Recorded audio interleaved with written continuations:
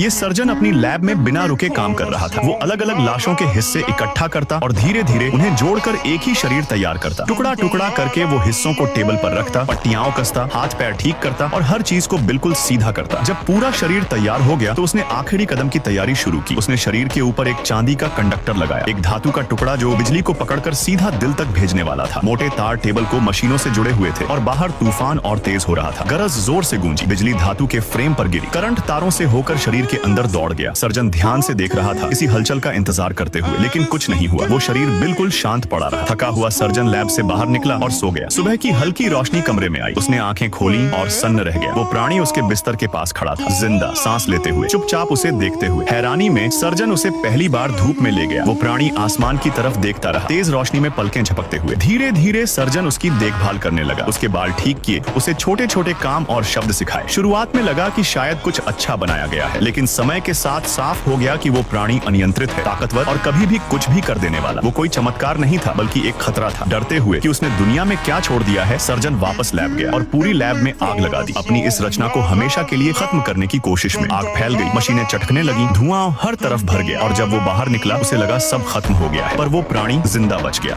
एक औरत के 2 बच्चे धूप से एलर्जिक थे। जैसे ही उन पर तेज रोशनी पड़ती, उनकी त्वचा पर दाने निकल आते, सांस लेने में दिक्कत होने लगती और हालत इतनी खराब हो जाती कि दम भी घुट सकता था। इसलिए वो अपने भरोसेमंद नौकरों को घर के नियम सख्ती से मानने को कहती थी। दिन के वक्त भी पर्दे हमेशा बंद रहने चाहिए। धूप की एक किरण भी भाई बहन के शरीर पर नहीं पड़नी चाहिए। इसके अलावा कमरे के 2 दरवाजे कभी एक साथ नहीं खुलने चाहिए। एक खोलने से पहले दूसरे को बंद करना जरूरी था। नई आया नैनी को ये सब बहुत अजीब लगता था। दोनों बच्चे दिखने में बिल्कुल स्वस्थ थे। उन्हें देखकर जरा भी नहीं लगता था कि वो बीमार हैं। अचानक बहन ने नैनी से पूछा, क्या आप हमें भी दे दोगी? नैनी हैरान रह गई। नहीं, बिल्कुल नहीं, बहन बोली। बाकियों ने भी कहा था कि वो नहीं देंगे, पर उन्होंने दिया। फिर वो हुआ। चुप रहो, भाई ने घबरा कर कहा। नैनी ने हैरानी से पूछा, क्या हो रहा है? बहन थोड़ी देर चुप रही। मम्मी गई थी। नहीं, ऐसा नहीं हुआ। हाँ, हुआ था। चुप रहो तुम दोनों। तभी उनकी माँ आ गई और झगड़ा रुक गया। माँ ने दोनों बच्चों को पढ़ाई करने भेज दिया, उन्हें अलग अलग कमरों में बांट दिया। माँ खुद हॉल में बैठी थी कि अचानक उसे किसी बच्चे के रोने की आवाज सुनाई पड़ी। उसे लगा छोटा बेटा रो रहा है। वो भागकर उसके कमरे में गई। बेटा बोला, मैं नहीं रो रहा था, मैं तो पढ़ रहा था। माँ को बेटी का ख्याल आया और वो जल्दी से उसकी तरफ भागी। अंदर गई तो बेटी जमीन पर लेटकर किताब पढ़ रही थी। माँ ने पूछा, तुम क्यों रो रही थी? बेटी बोली, मैं तो रो ही नहीं रही थी। माँ बोली, नहीं, वो लड़का रो रहा था। और बेटी ने एक नाम लिया, विक्टर। माँ ने पूछा, विक्टर कौन? बेटी ने कहा, वो अभी यही था। माँ को लगा बेटी बकवास कर रही है। तो अब वो कहाँ गया? बेटी बोली, वो ऊपर चला गया। माँ गुस्से में थी। दरवाजा तो बिना चाबी के खुल ही नहीं सकता था। वो ऊपर कैसे गया? पर जब वो मुड़ी, दरवाजा खुला हुआ था। माँ दंग रह गई। गुस्से में उसने नौकरों को बुलाया और डांटते हुए पूछा, तुम लोगों ने नियम क्यों नहीं माने? मेरे बच्चों को नुकसान पहुंचाना चाहते हो क्या? नौकर मासूम चेहरे से बोले कि उन्होंने कुछ नहीं किया। उस रात बहन ने भाई को झकझोर कर उठाया। उसने कहा, एक लड़के ने पर्दे खोल दिए।